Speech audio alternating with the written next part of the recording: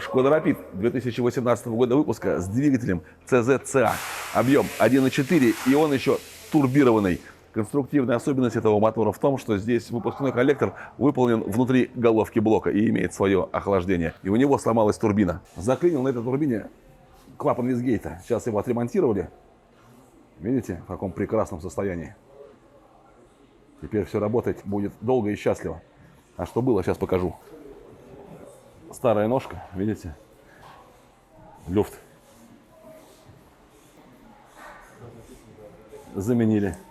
Теперь работает